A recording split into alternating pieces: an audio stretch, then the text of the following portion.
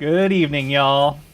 Another Sunday night. Oh, what a week it has been. I don't know how things are going in all of the various parts of the world that y'all are in. Hi, Chris. Good to see you. Chris, I know what's going on in Chris's world. AKA, it's snowing like crazy here in Chicago. In the last 36 hours, we've gotten something like, I don't know what the official stat is by the lake here, but like, it's at least 6 inches, if not 8 inches of snow is just piled up. Hey Thomas, hey Broke both. No explosions yet. Yet being maybe an operative term. We'll see how things go. This has been a wild ride of a day and a week. I'll be totally candid. Because of the snow piling up and the need to go to work tomorrow, I've been out shoveling twice. Then came back in and had a shower and a shower beer, and so now I'm in like the coziest possible zone. So we're gonna have a chill evening and hopefully fix some issues that we'll get to in a little bit. Let's see, Brookwood got snow for a few hours. Oh, in Oregon. I don't know if Nate's with us. I know he's also out west. The weather is wild. I feel like we did not have a winter really here in the Midwest until about a week ago, and now we're catching up for lost time. Yeah, it's just wild. We're supposed to get 14 inches tomorrow, where Thomas says, holy smokes. Yeah, it's rough out there. It's a little, but it's very cozy in here, in my cozy little shop with Cozy. I hope it's cozy where y'all are too. I hope you're hunkered down somewhere with something tasty. Tonight, I am having a 5 Rabbits Cerveza Dorada as my beverage of choice. If you're drinking something interesting, always curious. If not, water would be great. I should have some water. Is there something about being outside in the snow that I always forget to like actually hydrate properly? So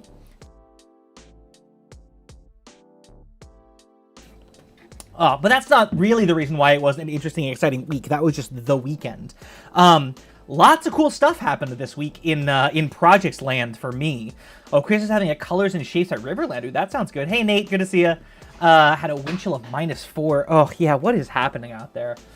Oh, it's a good night to be cozied up inside with some really nerdy things. So, what happened in the workshop? Well, one thing, I mean, you probably can't see it behind my big head, but more storage for the workshop. That's just actually an IKEA bookcase that I found in an alley while I was out on sort of my daily walk around the neighborhood. So more that Demilight storage is sort of reorganized. Like that's the primary bins there, you know, the current PCBs and the current parts, and then back over underneath is like sort of like future experiments, you know, the bin of 100 hobby servos, that kind of thing. So that's been really nice. And there's some other, you know, the binders of DMX and RDM information are up here. The Totoro is up there. You know, that's been more storage is always great. So that was very exciting. The other big thing that happened in my workshop this week, and we'll see if the new camera angle works. I guess it's the same camera angle, just big. The new 3D printer finally arrived. In fact, we turn on its little lights a little brighter. Ba-na-na-na! Oh, yes, it's very good. It's under glass, so to speak. And by glass, I mean some 4mm plastic sheeting that was left over from winterizing our windows. It's a Prusa Mini, and I love it. We have one at work. I knew I was going to love it. And it just works. It just works so well that you just really don't have to worry about it. Chris says, why is it not printing anything? Okay, so candidly, it probably could be. That second time I said candidly, I guess I'm in a candid mood tonight. It's really quiet. The only time it's really audible, I mean, there's a little bit of fan noise, right? Because you have the extruder fan. I think the extruder fan is probably going to be quieter than like my computer fan would be, so that's not a big deal. When it's printing bigger parts, like this puppy that I printed. Ooh, we're way zoomed in. Move a few of these spoilers out of the way. So this is an enclosure for one of these USB relay boards that I printed out for a project that I'll share with you in a little bit. But when it's doing like big stretches of infill like across the bottom here and it really gets up to some speed, there is a little bit of noise. So without doing a proper test, I didn't want to just like lay that on you all in case, you know, we were in the middle of a stream and all of a sudden we're hearing and that wouldn't be, well, I mean, I don't imagine it was particularly pleasant coming from me. I think it'd be even less pleasant with the printer. You might not be able to hear it, but I'll do a proper test. I only got it set up 2 days ago, so I've been playing with it more than I've been practicing it, you know, seeing what it would look like on stream. So, so we'll get there. I have a print on the bed currently. I know we'll get into circuity stuff and tiny moving lights, don't you worry, but there's so many exciting things this week that I want to share with y'all because y'all are a bunch of nerds. So this is what's currently what I printed just earlier this evening.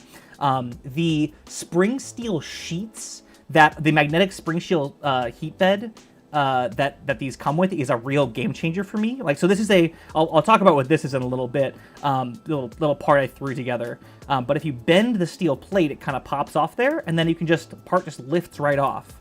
And we'll scrape that little skirt off and the little extra nub in there, and that's it. And now it's ready to reprint. I do clean it with IPA with isopropyl before just about every print, just for thoroughness, because the oils on your hands can cause adhesion issues for your print. But other than that, now it's ready to go and print again.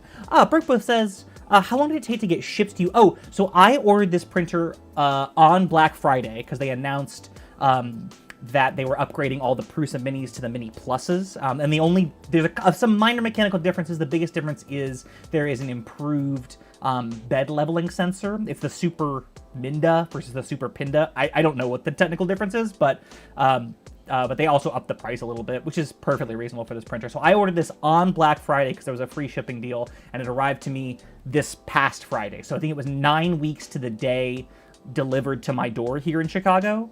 It shipped like 2 or 3 days before that. So, and the shipping estimate I think was like 9 to 10 weeks or 8 to 9 weeks. I think it was 8 to 9 weeks from when I ordered it. So right on the money there, which I feel really good about. Yeah. Oh yeah. Chris got his Prusa this week as well. Chris got the larger version of the one that I have. The i3 Mark III S Plus. What are we on now, Chris? But yeah, they just works. And that for me, I mean, when I ordered the old printer here.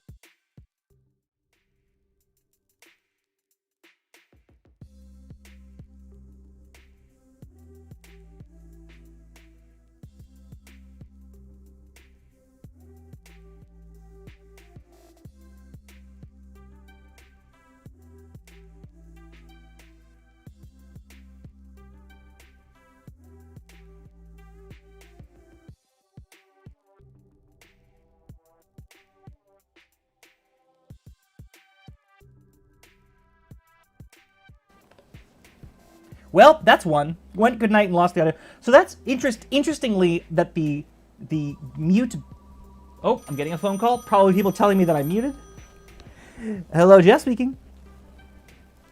Amazing. We will have audio back just now. Thank you. I deserve that. So interestingly, that's just to peel away the curtain a little bit. Usually when I hit the go to the good night scene, that splash screen at the end of the night, it doesn't mute, and I have to do it manually. So I guess it did this time when I didn't. Anyway, so much has happened this week and gone right, and so much has gone wrong. So we'll put that up in the thing that did not go right column. Anyway, I was just saying the old printer is not going away, and now that I have a printer that just works and is solid, now I can play with some modifications to the old printer, like fitting it with a tighter extruder to maybe do flexibles on it. Would be something I'd like to try. Anyway, those are the sort of pieces of workshop news this week. That's been kind of fun. Let's talk about little tiny moving lights and related projects, because I know that's nominally what we're here to talk about. I just got excited because I know there's a bunch of, I know you're all nerds. I know you all like this stuff. Or maybe you don't. Maybe you're like, Jeff, please be quiet. Let's move right ahead. Brookwood says, do you have Octoprint or Repetier set up? I'm currently neither. So I've had Octoprint set up on my Maker Select before, and I like it. It's really useful for monitoring. The Octoprint interface for the Prusa I find a little bit strange. In theory, they're still working on their Prusa control functionality, like where you have a built-in like self-served print server. I'm kind of holding out for that. At least it's not even yet on my network, but my intention is just to hook it into my my home network here, and then I can at least see the status of it on my local network. So no, not currently. Would you Brookwood, have you used the Repetier server? I've never played with it, but I'm curious. Nate says I haven't finished putting my Prusa. Oh, it's right. Nate's got a Prusa too. It's Prusa week. My excuse was to get the gummy bear step, but didn't want to break a fast I was doing. Oh yeah, that's totally fair. Yes, Prusa ships all of their printers with like various size packages of Haribo gummy bears, and they tell you when in the process you should reward yourself with Haribos. We found, so little sidebar, and then I swear we're going to talk about Little Tiny Lights. My wife is a huge fan, my wife Mary, who keeps writing. I don't know if you can see the things that she writes on the whiteboard to you all behind us here, but if not, we'll make sure that gets inserted somewhere in the video. She loves Haribo gummy bears. She really likes them stale. So typically what we'll do is we'll cut the corner off the bag, and then we'll leave them to like air dry for a couple weeks. And somehow the Haribos that came with the Prusa Mini were the perfect level of staleness. Like they were just a little bit crunchy. Brooklyn has brought me a Repetier license when they had their COVID sale. Pretty happy, but a couple implements with Raspberry Pi kind. Oh, I can't read them, Chris says. Well, maybe we'll find a way. Maybe I will like do a zoomed shot of some kind at some point in the future, because they're quite delightful. Tonight Mary's note was, please God, no more 3D printers. Please and thank you. Which she claims is a joke, which I think is tacit endorsement to get more 3D printers. I feel good about that. Yeah, it's great. I'm so happy to have the printer finally set up. So those are things that went right this week. Let's talk about some things in Tiny Moving Light Land that did not go right. So some exciting things happened. So here, let's jump over to this view. So the PCBs that we talked about the other week, let me get the keyboard out of the way here, for the PocketRDM system have arrived. And they look really good. So these are from JLC PCB. Chris says title bar menu update. Oh, Chris, I'm not even bothering tonight. I'm on these short nights when I don't really have an agenda, I've just sort of given up. I decided to use that key on the Stream Deck for the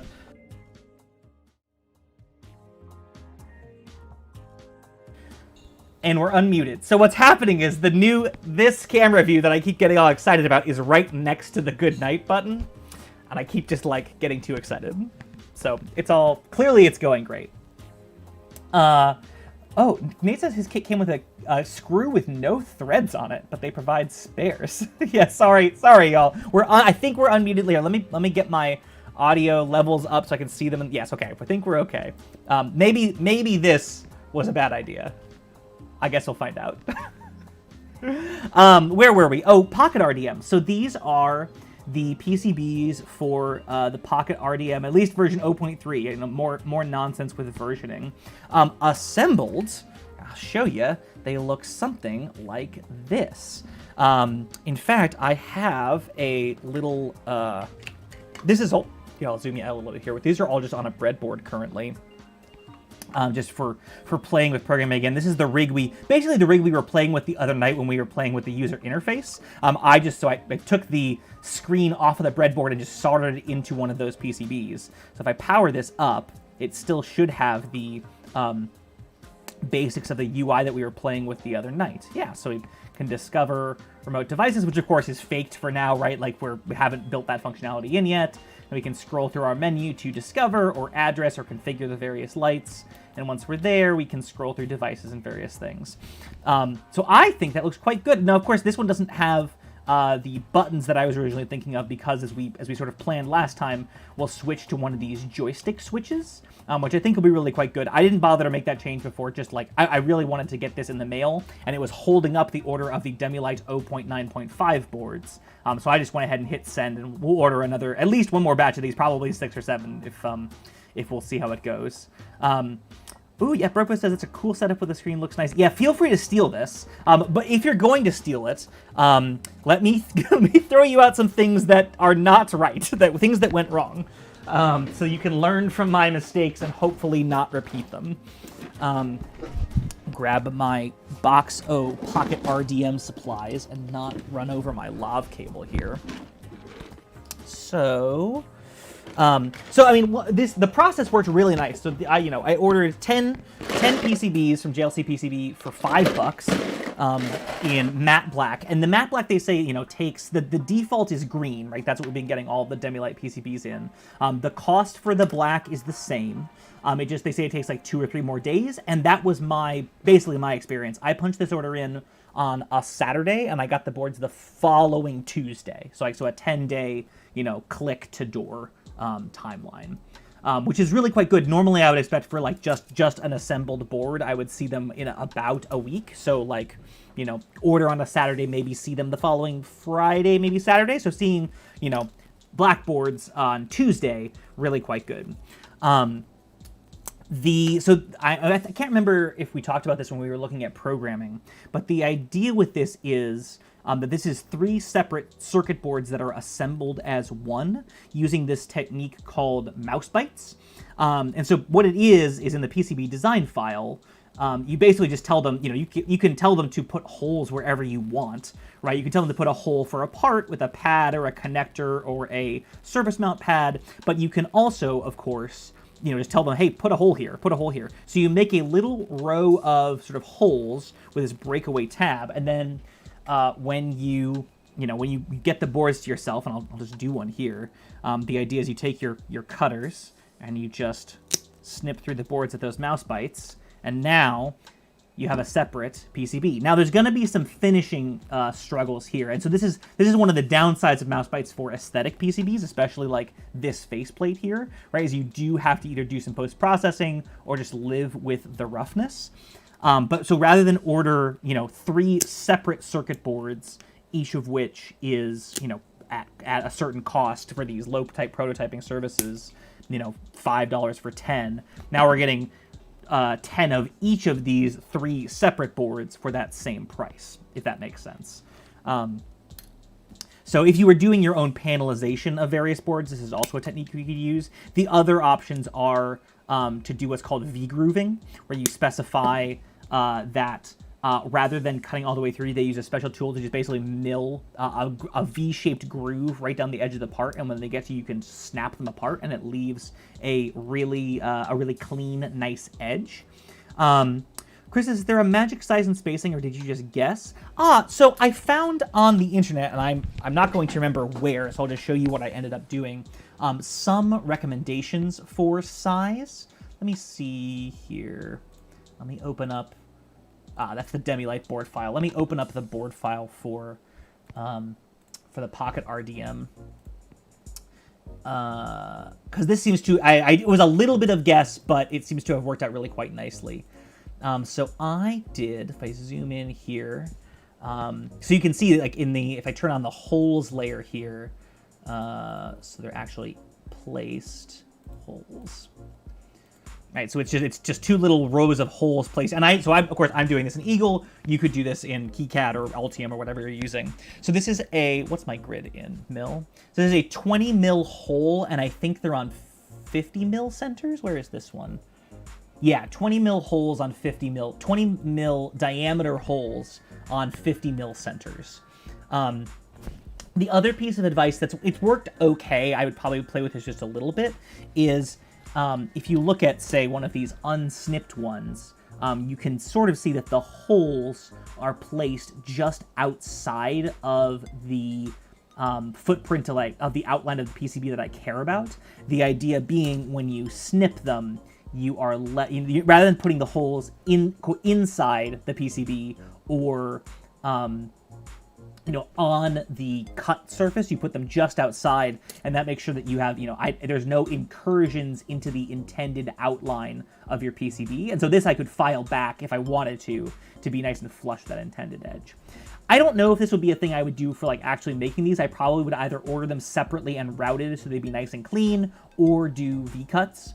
Or a combination of the two. But for prototyping, it really does save cost. And if I'd cared enough to go the extra mile and I wanted, a bunch of these, right? This is almost exactly 100 millimeters end to end, which is the maximum extent of JLC PCB's prototyping service, right? You get 100 millimeters by 100 millimeters for a set price, right? I could have, if I wanted to, stacked these up maybe 3 wide with MouseBytes between them. And then if I do a run of 10 of this board, what I end up with is, 10 times 3 of each of these boards, so 30 small PCBs for $10. At some point, their prototyping service could come back and be like, hey, that's that's too much. We won't do that. And there's some disagreement online. I should probably reach out to my customer service rep. Like, will they do V-cuts on a prototype service? Some of the documentation says yes, they will. Some says no, they won't. So we'll see. But if you're looking for, like, if you wanted some little circuit boards to, like, mount, neopixels on in a specific form factor or whatever, doing stuff like this to cram, a bunch of circuit boards into one of these cheap prototyping services can be really nifty. So we're not to the part that went wrong yet. This all went quite well. And just as a reminder what these PCBs are, right, the idea is this PCB is where the display and our controls are mounted, right? That's the one that's underneath here. This PCB is purely aesthetic, and it mounts to the outside of one of these guys, right? So this is a little, right, D-sub shell. Hey, Kenneth! Kenneth, if you're trying to get me in trouble by ordering too many PCBs, well, we beat you to it. These are the little D-size connector, build your own adapter boxes. Yeah, Chris has already spotted the problem. And you may have as well. It may become, one of the problems. It may become more obvious if I put the box like this. And you'll see that clearly when I was reading the mechanical drawing for the shape of a D-size shell, I was looking at a drawing that showed me the back, and I read it as the front. So the holes for mounting are in the wrong place. So I've done a test fit like this with the back exposed, but they do not currently work in this orientation. So that's unfortunate, but that's an easily rectifiable goof. Basically, we'll mirror the whole design left-right, and it will work in that case.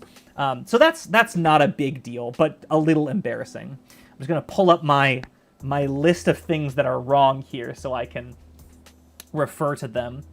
Bro, we've all done that a few times. Yeah, I should have looked a little bit more carefully, but I got excited about putting the order in and I didn't, and well, serves me right. Let's see, what else? So some things that are wrong and some things that are just need fixed. Sorry, I'm getting my cheat sheet up here. So right now, and I mentioned that this was a prototype method when we talked about the display. The way that these two PCBs are connected, just because it's like really easy to play with spacing on them, is there's just a little piece of 0.1-inch header that goes between those two boards.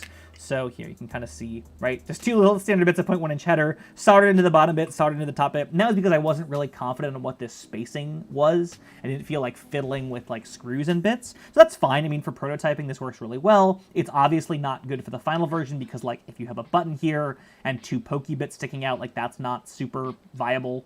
So not a thing that really went wrong, but a thing to be corrected for sure. Let's see, what else? Little thing, like, you can see the exterior of my little tiny screen here, so I can pull that clearance back in, so it's a little bit tighter. That'd be fine. These holes could be a little bit smaller. And I have a small clearance issue with my screen PCB. It actually doesn't quite fit.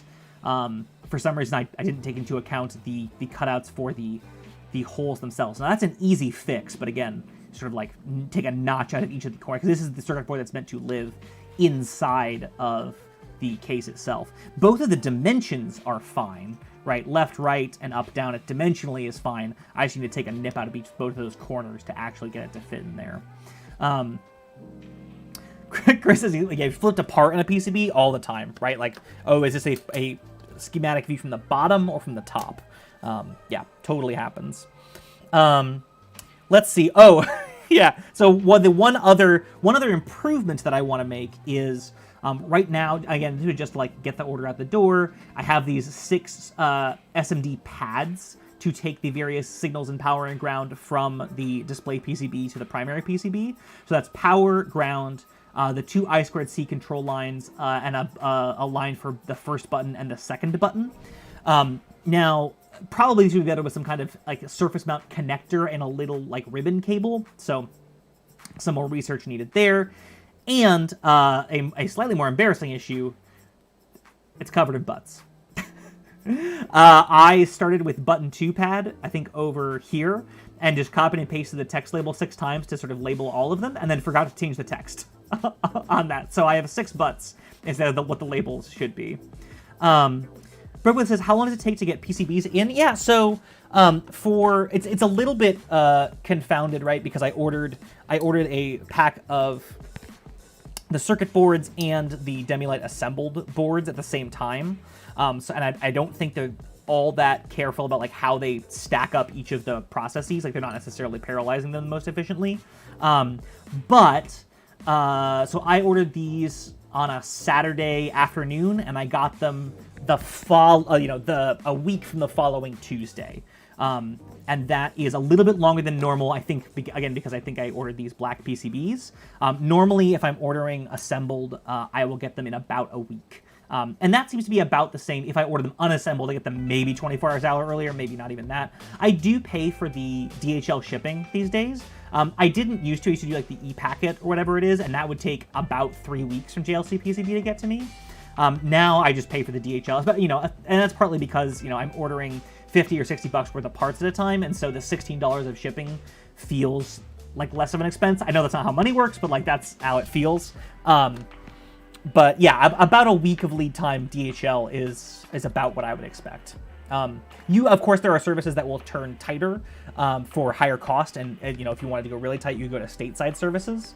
But from China, a week and change is about what I expect.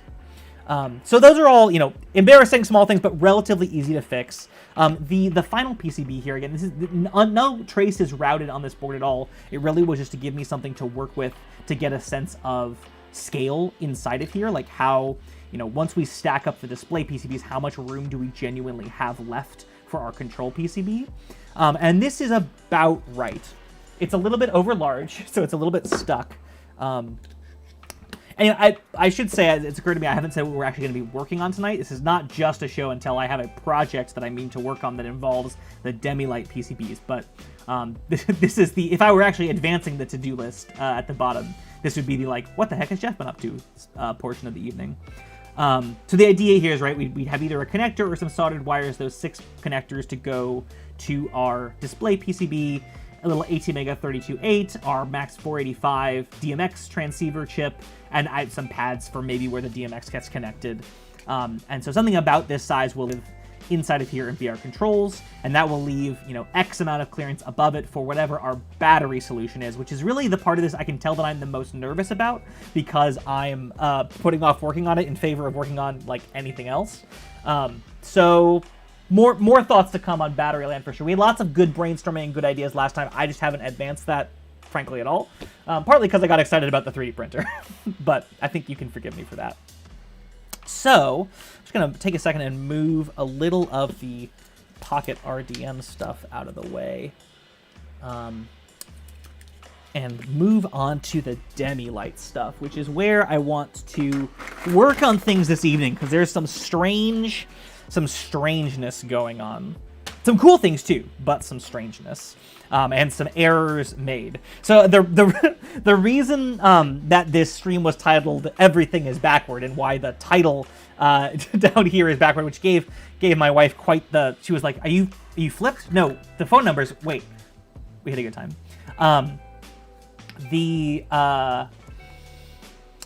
The reason the stream is called Everything is Backwards is because not only were the PCBs for the PocketRDM flipped left to right, there's a flipped things issue on the Demilight 0.9.5 boards as well. That's an easy enough fix, but it's not the whole fix, and it's that part 2, and I know that's vague, we'll get to there in just a second, that I want to fix tonight. The things that are flipped are summarized by this awesome badge that Sean Heimel designed. There's a link in the description to the fail badges collection that he curates. They're meant to be like hexagonal stickers, and they're sort of the standard hexagonal sticker size. So I got excited, of course, and 3D printed a couple, both one in the original size and one in the larger size. They took a little bit of massaging because they're SVGs, and this is now... Chris said I shouldn't order the Demilight boards. Oh, you can order 0.94, but I haven't put up the files yet for 0.95, and that's on purpose, right? Like, the idea is I'll only end up like posting the files for ones that are workable in the way they intend. The goal, you'll recall, of 0.95 was to add the ability to program them over a serial connection rather than using an ISP programmer, right? So if you've used an Arduino Pro Mini before, you've probably seen these little guys, right? They're an FTDI board. It's the generic name, although a lot of them do not have genuine FTDI chips. There's a USB to serial adapter, and because it's such a simple device, they're really easy to use. You plug the USB into your computer, it recognizes it as a USB to serial adapter, and you talk to your part over your serial port. It's essentially on your Arduino Uno a part that's built in that for smaller parts like the Pro Mini, they've reduced the cost of each individual board by moving that part into its separate module, because you only really need this for programming or for talking to the board over serial to your computer. So the idea was like, rather than having everyone who wants to reprogram their Demilights have to go out and buy or configure some kind of ISP programmer, which can be a little bit of a process, these are everywhere. They're super cheap. Let's revamp the board so that we could use these.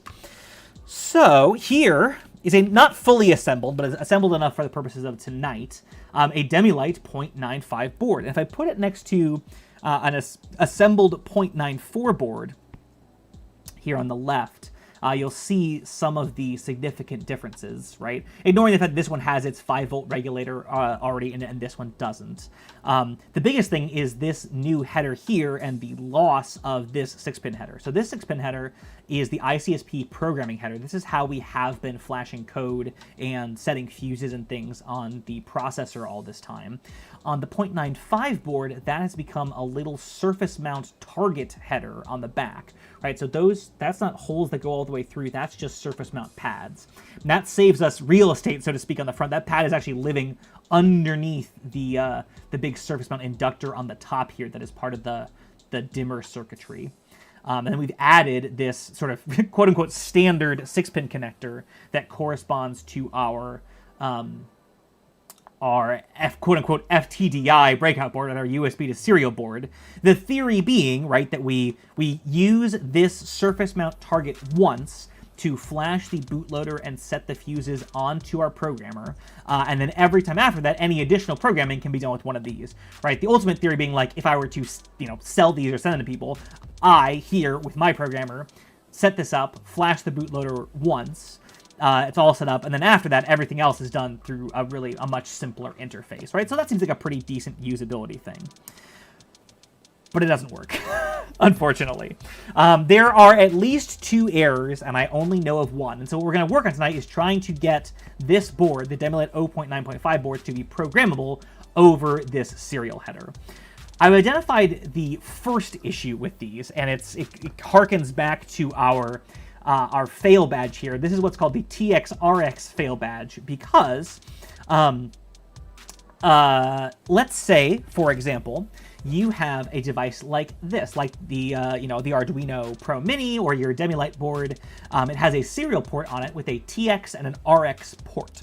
Does that mean that is the ports, or the pins from which the Demilight or the Pro Mini is transmitting on TX and receiving on RX? Or is TX the place where you hook up the transmission line from your other device, and RX is where you hook up the receive line from your other device, right? If you had an I2C line with SCL and SDA, you would hook SCL to SCL and SDA to SDA, right? With TX and RX, there's not necessarily consistent notation for, do we do TX to TX and RX to RX, or TX to RX and TX to RX, right? And long story short, I got it backward. I had all the information I needed to get it right, and I just didn't proofread quite down far enough to make it to get it correctly. So the connector is correct, except that the line coming in from the USB to serial converter, that is the data coming from the computer, is in this pinout connected to the line that is sending data out from the device. They're both sending data at each other, and then they have 2 sort of reception lines that are both listening to the same line on which there is nothing. So that's unfortunate, but frankly, that's an easy fix, right? On the next revision of these, I'll swap those two pins, piece of cake. For testing purposes, I whipped together a couple of these little guides out of some spare pieces of strip board, right? So that's just a 6-pin connector there, a 6-pin connector here with my logic analyzer already hooked up, which we'll look at in a second, and a female 6-pin connector there. And you can see I've taken a Dremel and just etched away, just literally cut away 2 of those traces going across the middle. And I've used jumper wires to swap them. So TX and RX become swapped through our little adapter here. So if I plug our adapter here in and I plug our programming dongle into it, we can see that it does indeed get power. And it's running the blink sketch that I wrote earlier. I mean, I wrote it. LED on, delay 100 milliseconds, LED off, delay 100 milliseconds, right? It's not terribly complicated. So that's good. So power and ground are passing through fine.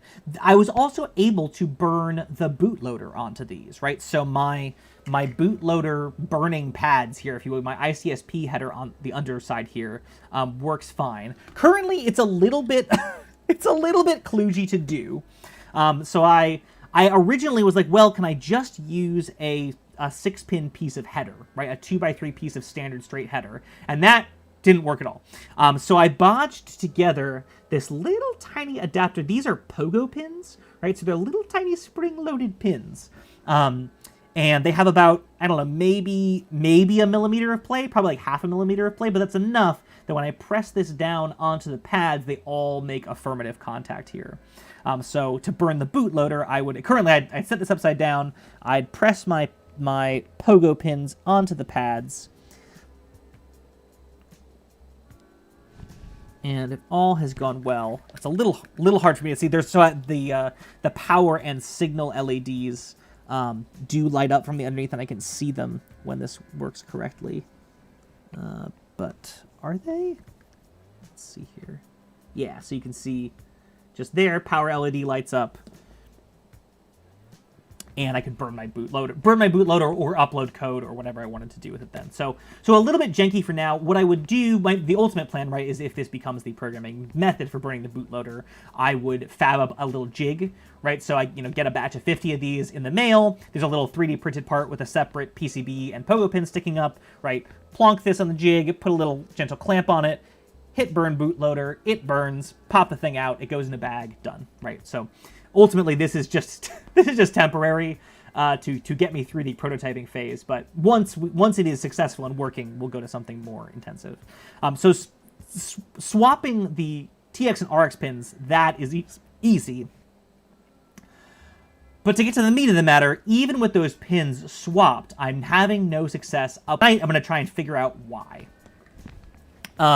So let me just, I guess, just because, I not to jinx it, I'm going to try one more time right now in front of you live to upload this code, and just we'll see what it does, and what response it gives back. So let's see. I'm going to try it a couple different ways. I forget who turned me on. It might have been BrokeBoth, to using VS Code for, oh, you're over here. There we go. Using VS Code for Arduino programming. It's great. Using the Arduino plugin has really, I so prefer to work in VS Code than in the Arduino IDE. I just always assumed that was the only sort of cromulent way for you to upload code, but I was wrong. The plugin works pretty well most of the time. There's a couple of little gotchas, one of which is you can upload code or burn a bootloader via an external programmer, like the USB tiny ISP that I have. You have to set it up with a COM port in its settings, even though the VS Code is not talking to the device over a COM port, right? So I have to set this up to be, say, COM16. I have no COM16 on my device. It recognizes the programmer as a tiny ISP device, not as a generic serial port. But unless you assign a serial port here when you try and upload code, it will stop right away and be like, hey, there's no serial port. I don't know what to do. So a little bit annoying, but that's fine. So what I'm going to do here is, actually I'm going to go back and change my settings to match the COM port that my USB to serial programmer is, and I'm going to try uploading. Upload. And we should see in the terminal down, ooh, I'm a little bit hiding it with my face. We're initializing boards, we're verifying, just like in the Arduino IDE, sketch is compiled, uploading, and we're gonna sit here and uploading for like a minute and go nowhere. Now if we come over to the device, like normally we would expect to see the transmit and receive lines flickering and so on. So something is not right. Something is quite wrong. Something is not right, and so I sing this song. As we dive in, as always, I will ask for questions because I need to wet my whistle. So, question?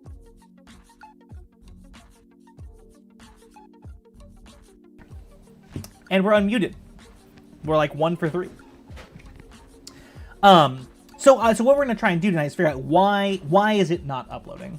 What is it that's going wrong? So I'm going to just power cycle my programmer here just so I stop the process of it uploading. Burn with like JetBrains. Oh, nice. Yeah, I feel like I used a JetBrains IDE ages ago, maybe in college. I haven't since then, but another good one to look into. I like VS Code also because it's free and works pretty well for my purposes. But good to know. I'll take any suggestions. So let's start to dig in a little bit as to what the heck is happening here. I guess before I do, just as another data point, before I get too far down this road, I'm actually going to close out VS Code and just to see if the behavior is any different going through the actual Arduino IDE. So we've got a blink sketch here. That seems fine. We're on COM 8. That seems fine. The LED in this case is on pin 11 on the Demilight. Oh yeah, I don't need to save that. So if I hit upload,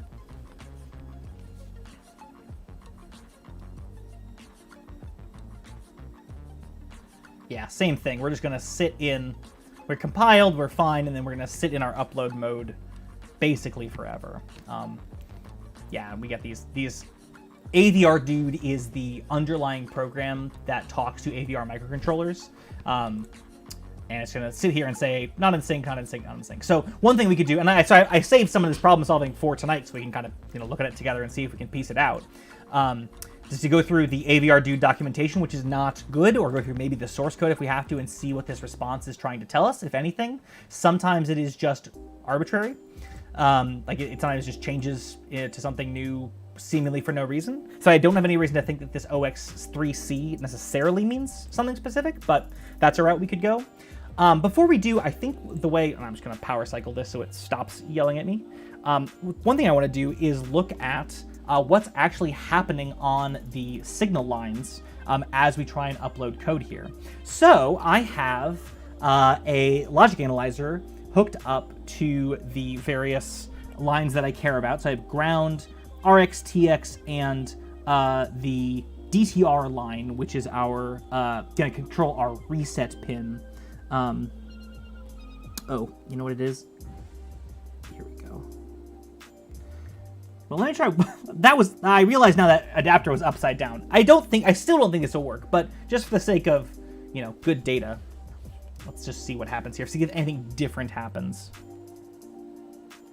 I don't think so.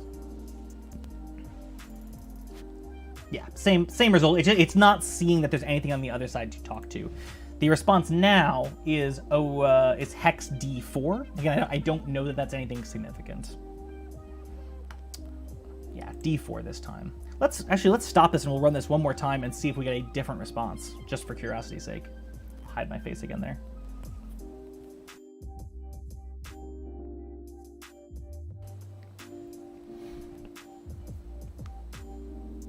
Thinking about it. This time it's OX3E, and this is partly why I think this response is sort of arbitrary, right? It was C3, it was D4, it was 3E. Like, I think it seems to be consistent between attempts, but I don't think it's actually telling us any diagnostic information, which is unfortunate because that would be kind of useful. So let's have a look at the logic analyzer here as we try and upload. Let's see. We'll capture at 500 kilohertz. 10 mega sample should be fine. I have my 3 lines here already pre-labeled. I should double check at some point that these really are the lines. Maybe now is a good time to that we're connected to. So green is device. Let's see. Green is TXD. I think that is from device.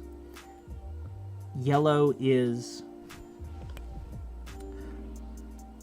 RxD, which I believe is to device. So I think I have these actually labeled backward. So let me get the other keyboard out, which is hooked up to the Raspberry Pi that's running this logic analyzer, actually. From device, and I imagine these labels here on the side are a little bit hard to see, but that's all right. Those are not the exciting part of what's happening here. The waveforms that show up on the screen in a moment here, hopefully, will be the thing that we really want to look at. So what I'm going to do is start a capture and then hit upload again, and then we'll see what happens. So run, upload.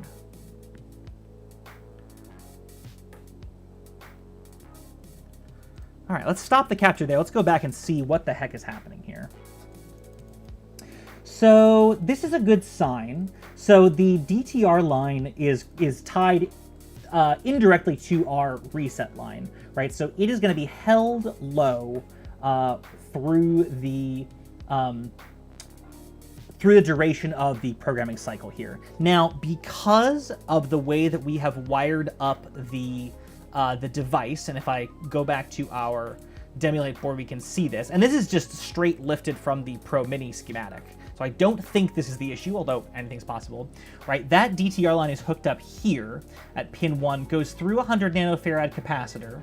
On the other side of that capacitor is a 10K pull-up to 5 volts, and then that goes to the reset pin. So that should have the effect of, when the DTR line goes low, we will generate basically a low pulse of the reset pin, because that capacitor, right, is going to be sitting at 5 volts and 5 volts, going to be sitting high. When we pull the connector side of it to ground, we're going to pull the reset line to ground, and then this capacitor is going to charge back up through this 10K resistor. So we'll see low, and then a moment later it'll float back up to high as that capacitor charges. That's the theory anyway.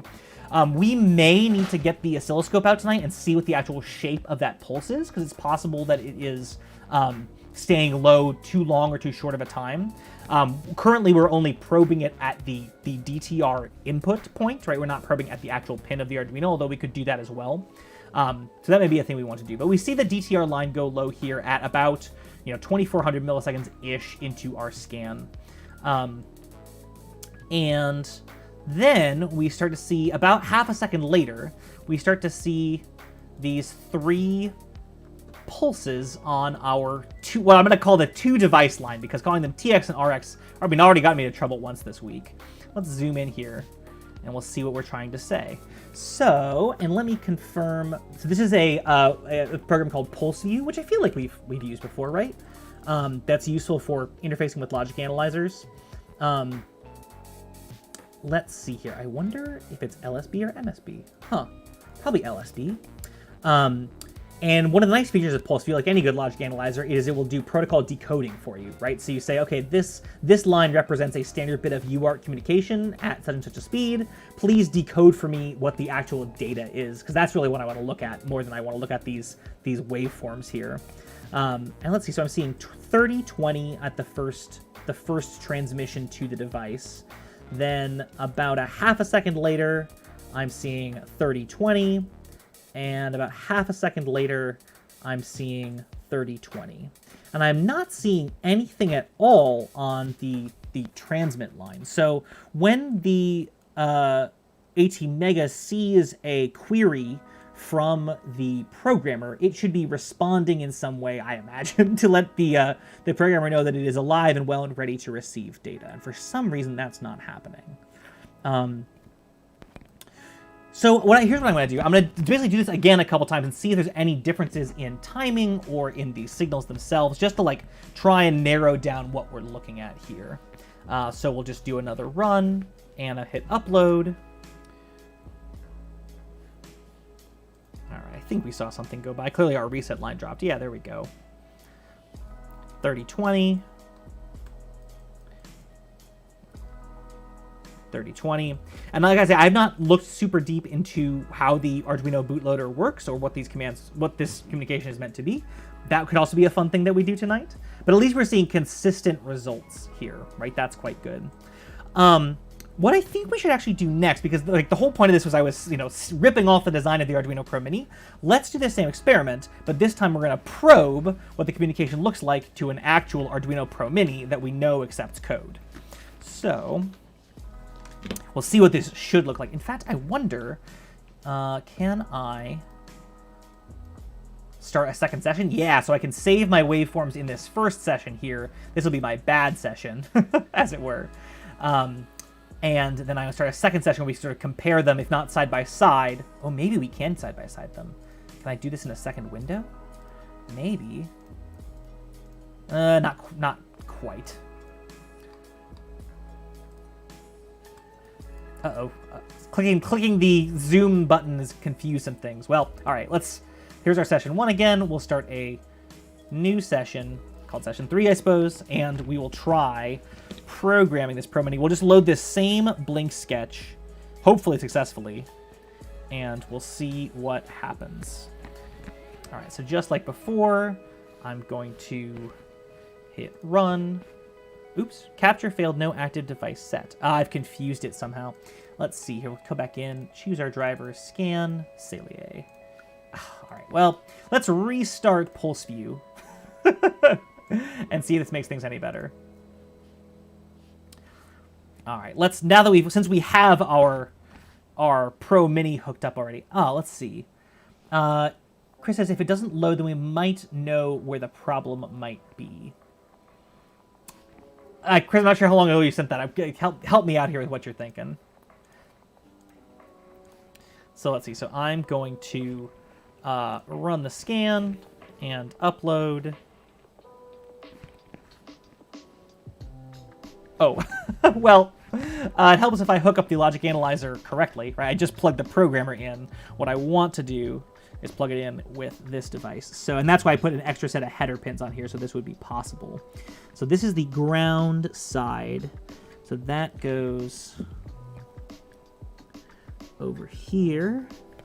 And that's the ground side, so ground goes there. All right, so that's actually what we want.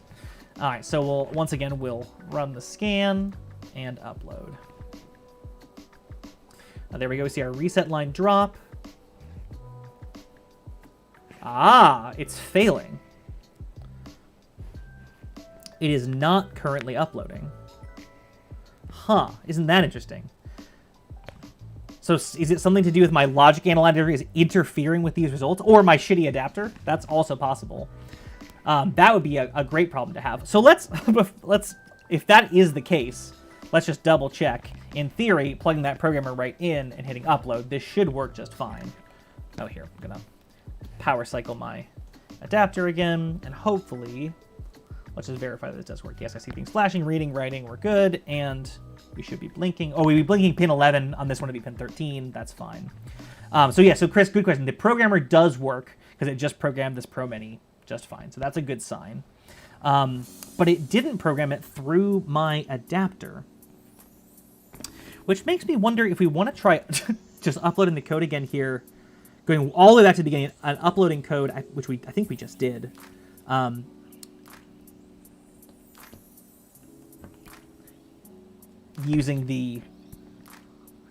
Going around the adapter here, but I'm having the same results on the computer end of things, right? We're not currently uploading, which is good because that would have been, well, not good, but it would have been pretty embarrassing if I had just, done a bad plugin. All right, so that's not in sync. So that's interesting. So that means that there is something about my test setup that is further compounding things. So not only am I not able to upload here, I'm able to upload to the Pro Mini when I don't have the logic analyzer hooked up, but not when I do, which is unfortunate. So let's do just a real quick sanity continuity test to start. Let's see here. I'm gonna grab a bit of header pin. This is not going to be another 4 hours deep into troubleshooting kind of night. I do have to go to work tomorrow, which is great. First time back on site at the job in a month and a half, and I'm very much looking forward to it. But that is all the more reason, since my alarm goes off at 5 in the morning, why I should not be up until the break of dawn trying to solve this. So let's see here. We'll get just reusing the Pro Mini that's on that board. Get the multimeter in here. We'll get our header hooked up here, and we'll see which of these things have continuity and which ones don't. I'm gonna turn the sweet jams down in my ears so I can hear my meter a little bit better. All right, let's see. So, yeah, so continuity there, continuity there, and there, and there. Ooh, not there. This is my TX and RX lines.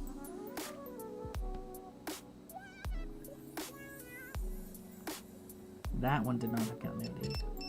That one did. Okay, so I have a continuity break in my test setup. Well, that's easy to fix. And continuity there. So it's this 4th pin here. So it's this red wire. Just a bad solder joint. It's actually, I think it is. I think it's a bad solder joint. Here, look. I don't know if you can see on the camera there. I need a pointy stick here. A bit of cast off. Here, I'll use the multimeter. See how that bit of copper is kind of a little bit of focus there. Yeah. It's exposed. It's not really wetted all the way up the copper. That's a bad sign. So yeah, so I'm going to fire up the solder grinder. We'll just retouch that joint real quick, and hopefully that means the test rig will work. It still won't quite explain why we're unable to program.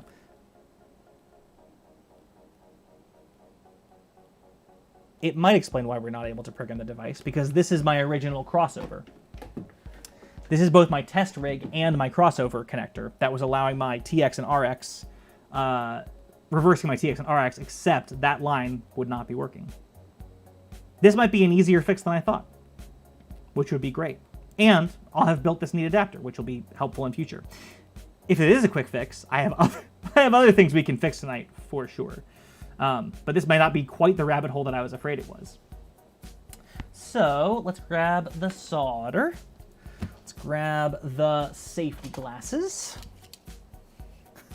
Light bulb just turned on. Yeah, I feel like, I mean, I make DMX devices now. I feel like I need a button that's like, makes the light go bing in the background here.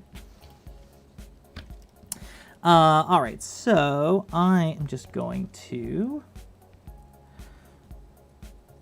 I'm not even going to bother to get the vise out at the moment. I'm just going to retouch this joint real quick. I'm going to get a little extra flux on there for good luck. Just wet that a little bit. And you get a little bit of forehead glamour shot, which I think was really, really missing last week. There we go. It's a nice little, quick little reflow, and we'll see what. Yeah, did you? In retrospect, did you enjoy that moment of? Oh wait, that would do it. All right. Well, let's work through this in order now. Let's try programming the Pro Mini again with this adapter in place and see if that works, and we'll work our way back toward the Demilight boards. So let's see. Ground is on that side. So we're connected like so. And we will try to upload. Survey says.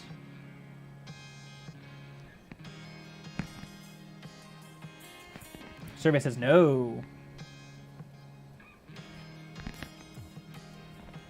Oh, well, you know why, Jeff? Someone else may have spotted this already. I don't need a crossover for the Pro Mini. I only need the crossover for the actual Demilight boards. Kind of keep straight exactly what this board is actually doing, like what is its purpose. And its purpose is to be both a crossover and a monitoring device. And if I were to do this again, and we may end up doing this again, I would make those two separate interfaces. I'd make one crossover board with pins and one sort of interstitial monitoring board, as it were. All right, so now we have the Demilight board plugged in. How many shower beers, Chris? Just the one. All right, so now if we try and upload, survey says, thinking about it. thinking about it. Nothing doing. Okay, well, let's see here.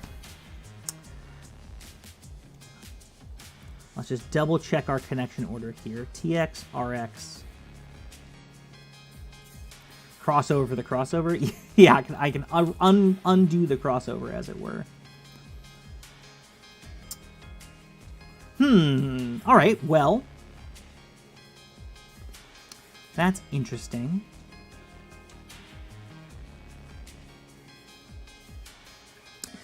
Let us, once again, run our logic analyzer as we try and upload this guy.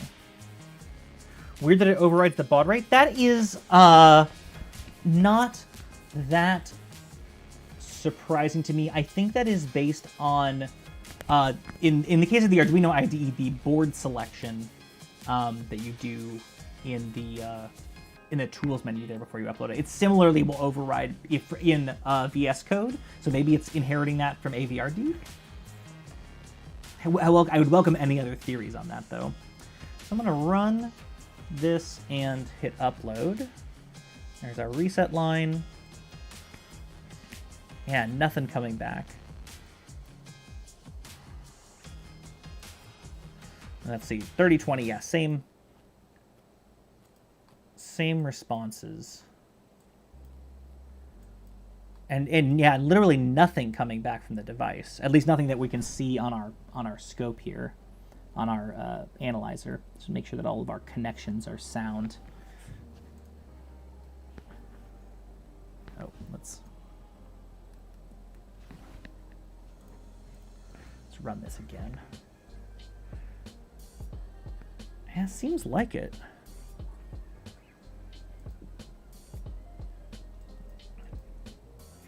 I could try re-burning the bootloader. I mean, clearly it is taking code just fine. You know, I can upload code to it because I uploaded a blink sketch to it and it blinks.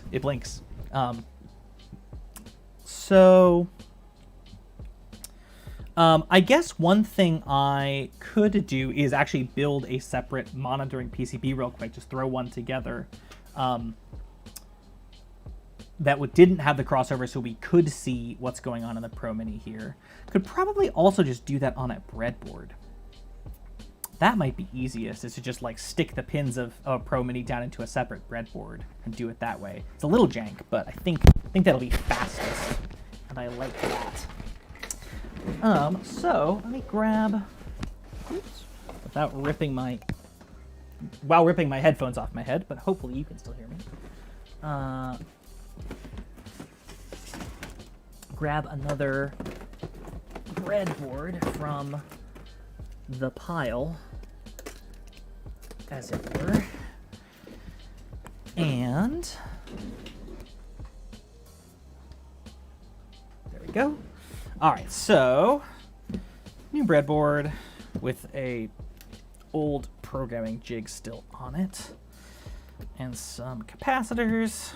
Okay, so I'm actually just gonna, because I know this Pro Mini works, and we've had some bad luck with errant Pro Minis coming right out of my junk box in the past. I am just going to steal this one for the moment. We can always put it back.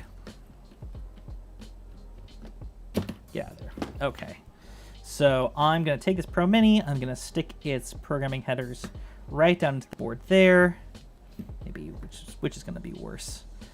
Like into the board there, and we will take our programmer here. We'll put some extra long header pins into it and plug that in, and let's just see if that will program. I think it should, hopefully. Looks like it is, yeah. So now we have a regular old blink sketch on there. Okay, so that's a good sign. So now I should be able to hook up our logic probes to this using some more header. So a little sidebar as I'm wiring this up. So I, for this evening, am using a little tiny cheapy, $13 logic analyzer, which I encourage everyone to get and play with one because they are so cheap and they work okay. They're a little janky on Windows. They play fine on Linux and Mac, it seems, in my experience. But because they do play jankily on Windows, and I am a Windows person by necessity in my profession, I recently purchased myself a slightly nicer USB logic analyzer, a DS Logic Plus, I think, from DreamSource Labs, which I was really excited about, and I still am, but I am having some issues getting it to work. Let's see, which of these is? Blue is ground. So ground. Sorry, I'm going to try not to wire and talk at the same time. Do 1, 2, 3. Let's see. 3, 2, 1. 1. So channel 0 is TX, and that's green. Yeah, okay, so this is correct. Their software, DSView, which is like how you're meant to interact with their probe, has a known issue that it crashes anytime you turn it. They've submitted a pull request to fix it, but they haven't done a release since they implemented that fix, which is very frustrating.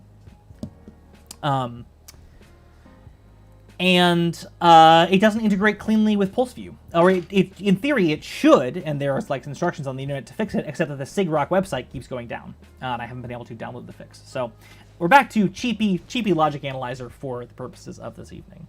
So let's see now that we have this all breadboarded out, can we still upload? Yes, we can. That's great.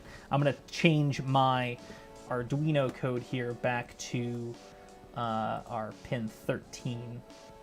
And I should probably just put this in a variable, huh?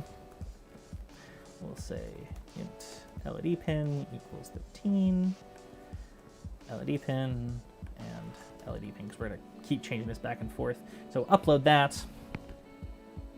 Thomas says, anyone getting a lot of stuttering with the stream tonight? Audio and video freezing up every minute or so. Oh, that's unfortunate. Ooh, now that you mention it, I see my stream health in the corner of my stream stuttering up and down. That's unfortunate. Why might that be, I wonder? How strange. I wonder... I don't know. It might just be my home internet being persnickety tonight, so we might just have to muddle through. Nothing really is different on my end that I can see, although I do have a lot of dropped frames, it looks like. Well, sorry, y'all. I don't know what that's about, but it's probably on my end. It's probably me. I can see my... Oh, yeah, I can see my stream health, like, green, green, green, green, green, green, yellow, red, green. So you're probably getting intermittent delays and a little bit longer delays in general. Yeah, sorry, y'all. That's a bummer. But, 2021, apparently. Let's see here. So now that we can upload code to this device, let's scope it, let's probe it, and see what's happening during a successful interaction here. So I'm going to come back to my analyzer. I'm going to start a new session so we can look at these side by side. We'll hit run. Oops. Failed. Oh, maybe I don't understand. Maybe session is something else. We'll just do it in session 1, and we'll hit upload. We'll hit upload. There we go, the reset line. So clearly something's miswired because the RX line went low and the reset line should have. So let's see here. What is miswired here? So this is D0, D1, D2 should be TXRX and reset. So looking at my wiring again here, channel 2 is orange. I just have my reset and my TX reversed. Alright, let me reverse those back just for the sake of consistency here.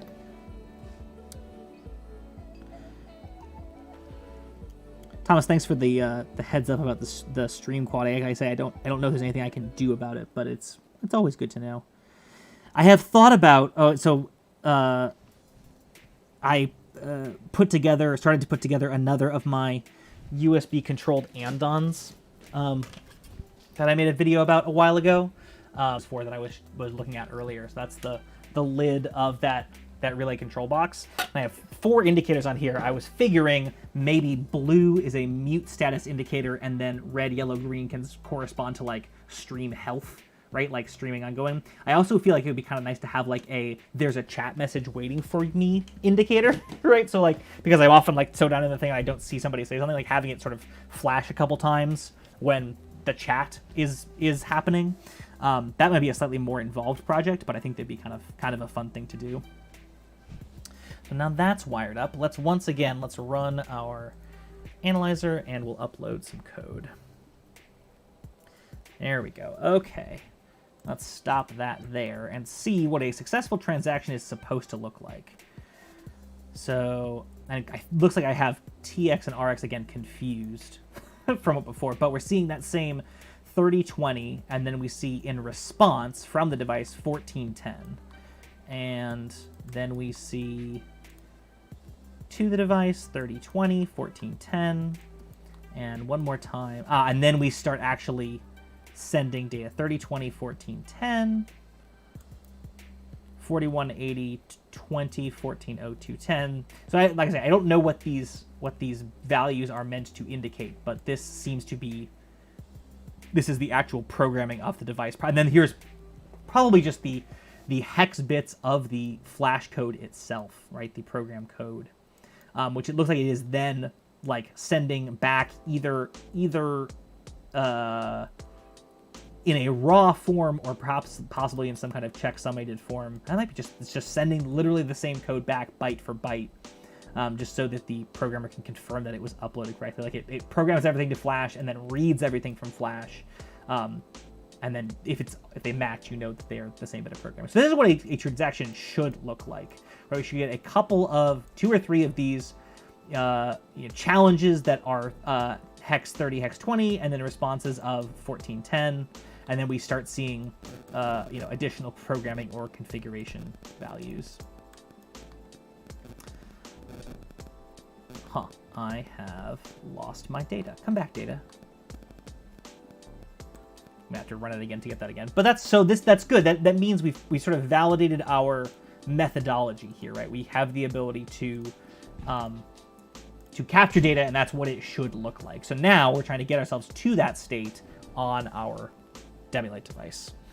One thing that occurs to me is to look at the actual board layout for the Demilight 0.95 boards, and just validate my my thoughts about the connections from the pins here to the actual programmer, and seeing how those match up with the Pro Mini schematic. Just to sort of sanity check that part of this. So let us go back to our board. That is our ICSP header there. Our programming header is here. So let's pull up our Arduino Pro Mini schematic to compare against. Where are you? Here we go. So Arduino Pro Mini schematic. Just find ourselves a nice image to work with. Let's see. Let's get a nice large image so we can see it on the screen. Size large. Easy EDA. DigiKey, I'd believe that their schematic is accurate. Open image in new tab. Okay. So here is the equivalent connector on the Pro Mini. And the DTR connects to DTR, right? That's our reset line. The pin next to it connects to the TXO net, and TXO is connected to port D1 pin 31 on the actual device. And then the next pin connects to pin 30. So reset pin 31, pin 30. Let's go into our schematic, which is run away to yet another monitor, and validate that that's actually the order that these would want to be in. So this I think is the error I was finding earlier, right? So this is our reset line. This is our what I've labeled RXI, which is connected to pin 30, and the next point is connected to pin 31. So those are reversed in the schematic, and that's what that adapter should be taking care of.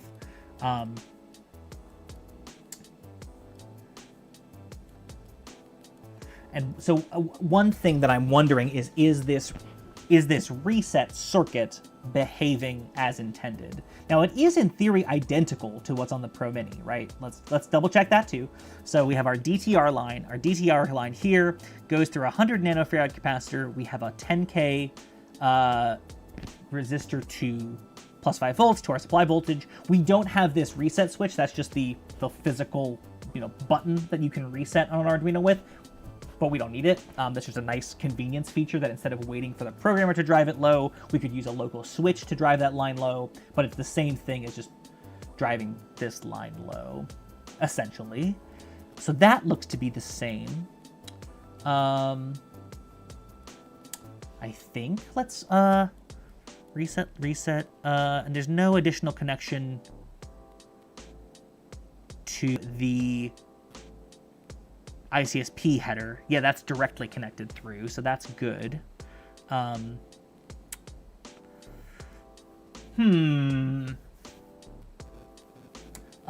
guess just to double check everything mechanically, I'm gonna probe out the pins on the ATmega328, pins 30 and 31, and make sure that they're connected in the way that I think they are, although we can partly validate that looking at the board here. So pins 30, you see that? Yeah, get rid of that guy. Pins 30 and 31, right? So this is our TXO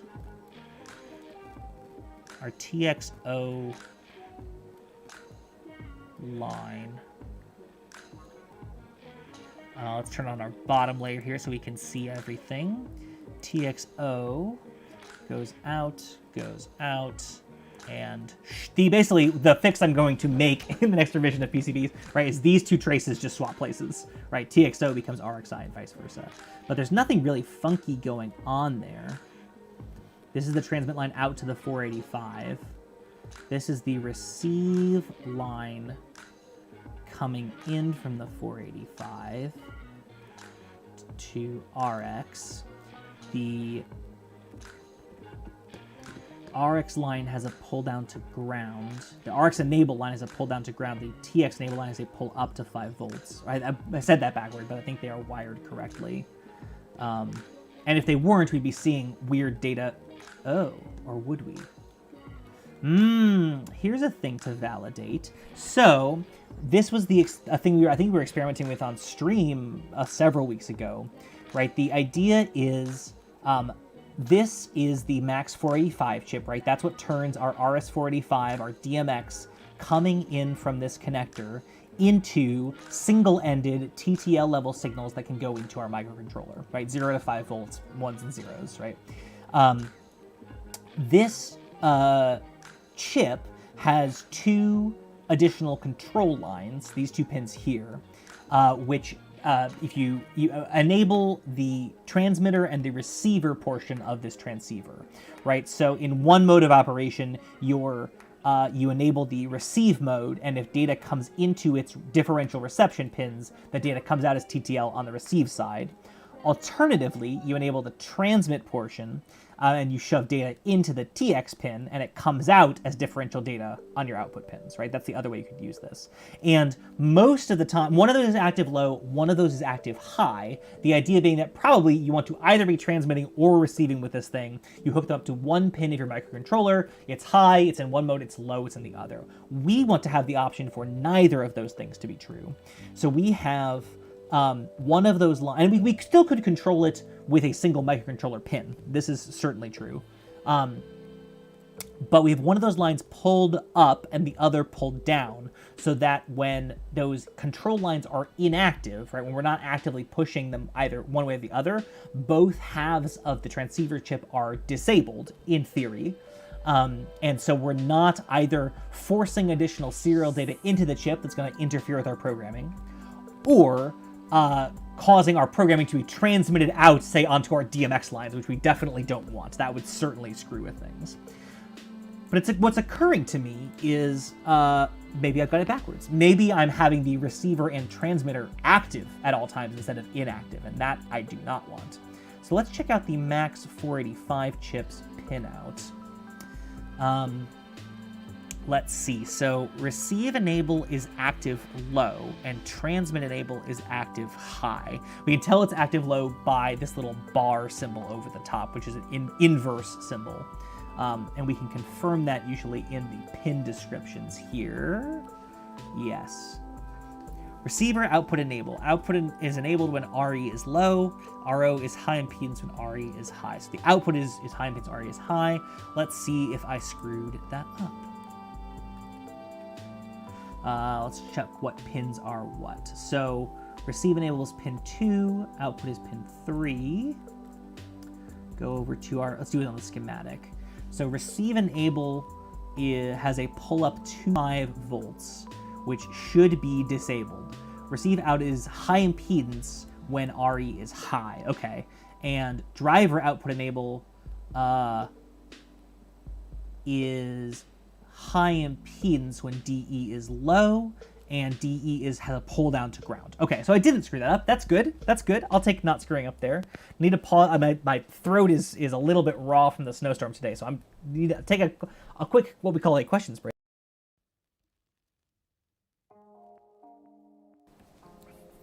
And then keep trucking.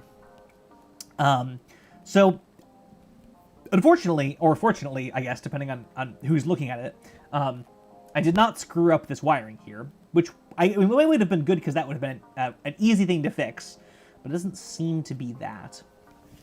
I don't see any obvious issues in the wiring here, like in the circuit board layout here. I mean, it's kind of a mess, but that's neither here nor there. And the RX line and TX line basically go straight to their associated pins with some branching off to go to the transceiver, which is curious. So what could be going wrong?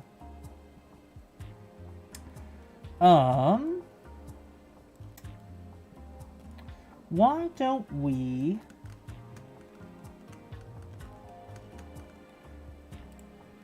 I'll tell you what we'll do. We're gonna reburn the bootloader onto our 0.95 board, just to confirm which version of the bootloader is on there. I'll just do it through the Arduino IDE here since I have it open already. Programmer Pro Mini 5 volts. Yes. Okay. So you can see how awkward this process is going to be with the upside down board and this janky little tiny pogo pins. But I think I had decent luck getting it to work. All right, and now what I should have done is get this all set up on the computer side beforehand, and then tools. Actually, I probably need to reset my ISP programmer. I usually do. And I've said before, I never used to have that issue in Windows 7, but when I upgraded to Windows 10, I all of a sudden had issues. Cannot upload bootloader. All right. Well, it helps if my programmer is in the correct orientation. To burn bootloader. Writing. Reading. Done. Okay. Well, that's a good sign. So it took the bootloader. So now, I mean, just for luck, we're gonna try once again doing just like throwing this thing into upload and see what happens. I don't expect it to work, but hope springs eternal. All right, so there's that, and let's make our LED pin back to pin 11 so we can see if something happens. Oh, it worked. It worked. What the hell changed? What the hell changed? I haven't changed anything. That's weird. I hate that. I mean, I'm very happy, but I hate that. What possibly could have changed? I mean, let's gather some more data. So let's do this again. Let's plug the programmer back in, and we will just upload the same code again and see if it takes. Oh, it thinks it's uploading. You can see the little blue LED flickering on my finger there. Yeah, that seems to have worked fine. That's weird. I wonder...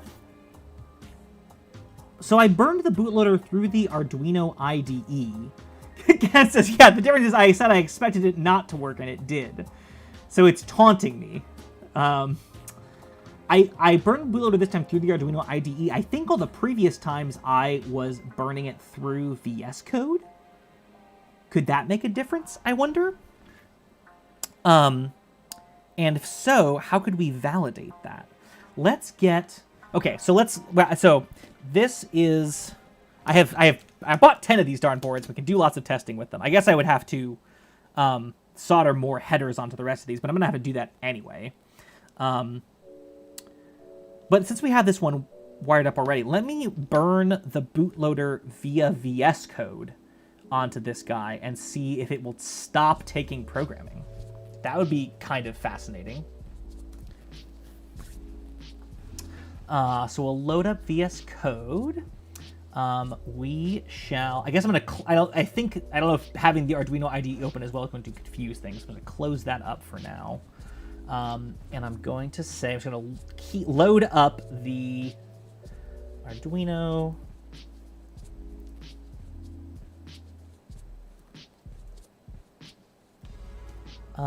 let's see. Oh, maybe I'm wrong. Maybe this is not what I was doing. Arduino. Change board type, board manager, config, serial manager. Maybe I was burning it with the IDE before, although I don't recall that. Interesting. All right, well, so much for that smoking gun. Sort of a soggy knife instead of a smoking gun. Well, let me try re-burning this bootloader and see if something different happens this time. And then if this works, we're going to try it on several more boards and confirm... I guess I'm just going to try... Go to Sketch, Tools, Burn Bootloader. Oops, error while burning bootloader. Well, power cycle the USB Tiny.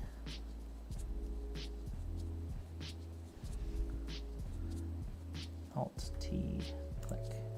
Error burning bootloader. And I'm slowly bending the pins on this this janky little adapter that I made. Reading, writing. All right, bootloader burned on this same board yet again. Now we will hook our programmer back up and upload. I guess we'll have to change our pins back here because I didn't, of course, save that sketch. 11, 11, 11, upload.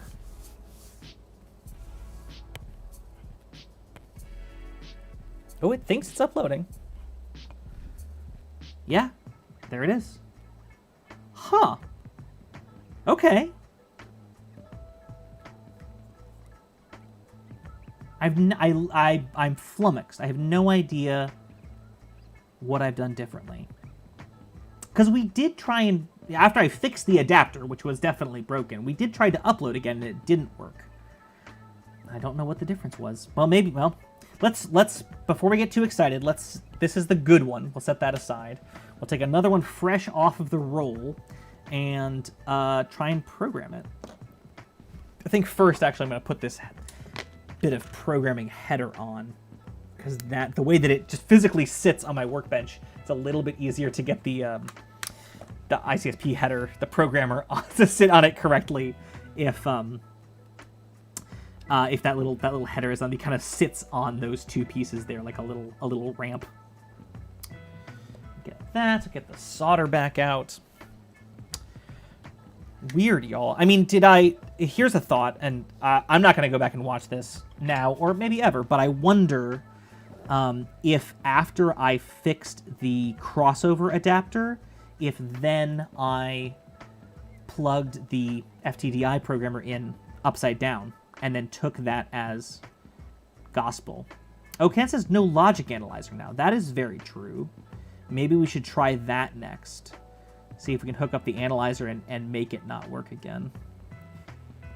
Ooh, I should put on eye protection, huh? And really I should have lung protection going as well, but as y'all know, it is a ghastly sound on the stream, and so I'm going to ask my lungs to forgive me a few joints tonight, as many nights. Okay, so that's started in place. And now we are going to just key up putting our bootloader in. And we will align our pads here, thusly, and burn bootloader. Air while burning, okay. That's fine. Power cycle. DISP, and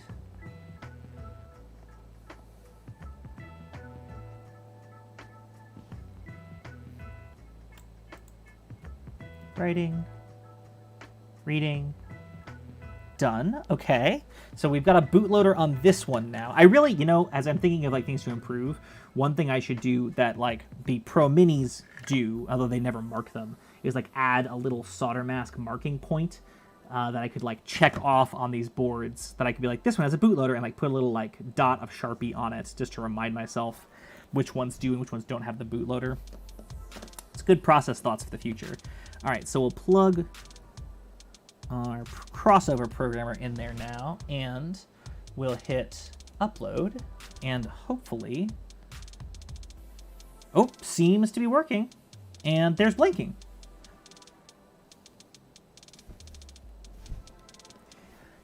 Y'all, I'm really grateful that we solved this issue. I just wish I knew what the issue was, what the issue had been. I mean, clearly that crossover was broken, was not doing its crossovery job, and that's a problem. I wonder, this might be really dumb, but I know I had this plugged in upside down at one point this evening. Did I fix the crossover and then plug this in upside down for another 5 minutes and decided it still wasn't working? Maybe. Maybe. I don't know. That's my hope, because that would be a really dumb human error, and human error is the best error, because all you do is replace the human.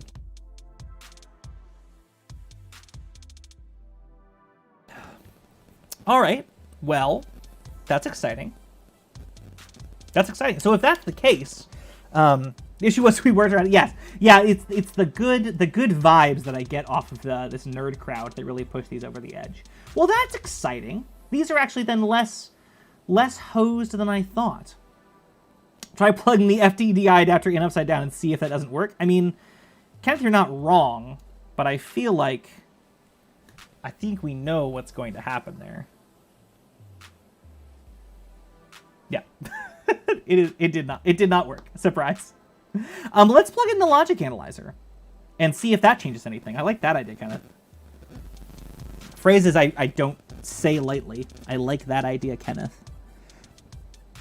All right, let's get these plugged back in correctly.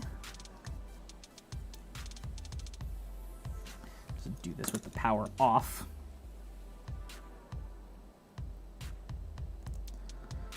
Okay, there's our logic analyzer hooked up.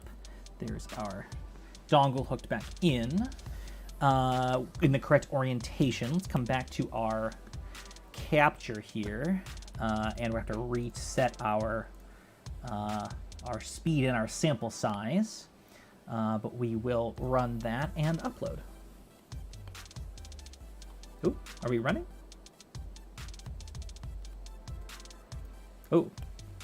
Oh, this does happen occasionally. I'm just going to restart pulse view. Boo, boo, boo, boo, again. Pulse view. We're back. Thomas, fire is going to happen? Yeah. If only you were so lucky, Thomas. There we go. Hey, there we go. Yeah, okay. So this is it uploading to the Demilight board. And it looks a lot like when it was uploading to the Pro Mini, which is good, because that's what we wanted it to look like. We get our 3020 and our 1410 challenge.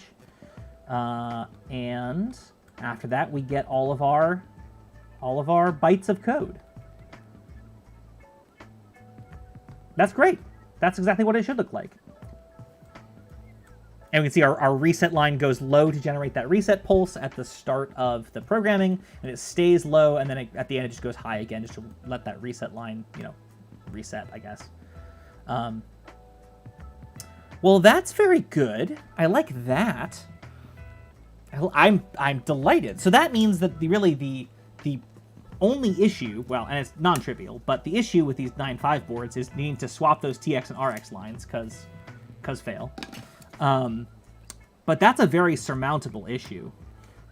These are going to go into lights for sure, and I'll just program. These will be my stock of lights, right? I'm going to program these with my little crossover dongle here and stick them into things. But I feel very good about that. So 0.96 then will have the corrected footprint for those. It's going to have markings on the back for, when the bootloader has been burned and so on. I guess the other thing, just to share, the upgrade that I made, a couple other upgrades I made to the 0.95 boards that we haven't talked about, but you may have noticed as we've been monkeying around with them, is some additional labeling and connectivity on these boards. So one thing we have is some additional pads and pins on the bottom that we didn't have before. Really just trying to squeeze out any additional I/O from this board that we have. So D2 is broken out there, digital pin 2. A4 and A5, which are the I2C connection points on the ATmega. So you could connect I2C devices to it. Ken says I'd rework the pinout. Cut the traces so you don't need to remember their special. Oh, yeah, that is certainly true. I could modify these boards and then they're programmable the same way for all of the devices will be programmable the same way for all time. Yeah, that's fair. So, and then additionally, I snuck D9 on the bottom there. I labeled the ICSP header pins by their Arduino equivalent pins, right? So you get D11, D12, and D13 are MOSI, MISO, and SCK on your ICSP connector, right? And then D8 and D7 are broken out down here, just to have a little bit of additional I/O capability on these boards. Because as I was playing around with them the other day, I was, running DMX around the workshop for a project that's coming up. And I was like, wow, it'd be really nice if these boards had some way to access the additional I/O that this processor has. And so I started breaking out as much as I could. Specifically, I broke out the I2C pins because it occurred to me that we're working toward, we're sort of having a merging of these two products. We're working toward a world in which we have a tiny configuration device with a tiny, adorable little screen and a control pad and stuff, so that we can do DMX configuration with it. And this form factor made me think, hey, what if one of our little Demilight bodies had a panel like this as one of the sides? I have always, I've been working toward the goal of, right now, back up a step. As of version 0.94, the only way to program or readdress these boards was using the ICSP header. I'm still working on my RDM control library, JDMX. Progress is good, it's just a big project. So the idea was, can you reprogram or readdress them using a USB to serial breakout board like we have? And that's all well and good. But now that we're making little tiny controller faceplates anyway, is there a version of this project that you could, if you wanted to, integrate into, the side of one of the Demilight boxes, and now you have a little 4-inch moving light with a little control, a little tiny screen like this, and a little control surface. You could address or configure the lights right on the light, just like a full-size light. That's a little bit silly. It would, I think it would add the cost and complication to this project. But it's a cool idea, so I think that's going to happen at some point too. And all it would be is basically this front aesthetic faceplate just gets bigger, right? The controls are the same, it's all I2C. Maybe we do an I2C I/O expander in here to do the joystick, right? So it's all over I2C, so there's only 4 lines going to the main control board, whatever it is, right? Power, ground, SDA, and SCL for your I2C control, maybe? I just love the idea, which I never thought would be possible, that you could have a tiny little half-inch, screen on your little tiny moving light. Yeah, Chris, I'm running DMX lines around the office because, and I'm not really actively working on this except getting the lines run, but like I have all this light up stuff in the office now, right? But for someone who is actively building tiny DMX things, very little of it is on DMX control. The Demilights in the window when they were running were, but like that's just a bulb in a socket. The LED tape is just on a little manual dimmer, as are the lights for the new Prusa Mini. But wouldn't it be cool if they were all DMX controlled? And since I'm going to have a plethora of little boards that speak DMX and I can't, in good conscience, send to anybody, I'm going to build a bunch of them into tiny lights, but with a few of the leftovers, I'm going to either, or just like, a lot of it's LED tape.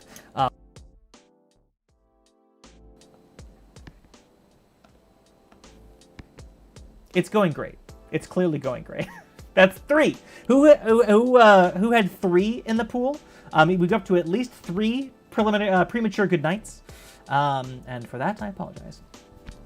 The button I meant to press was this one.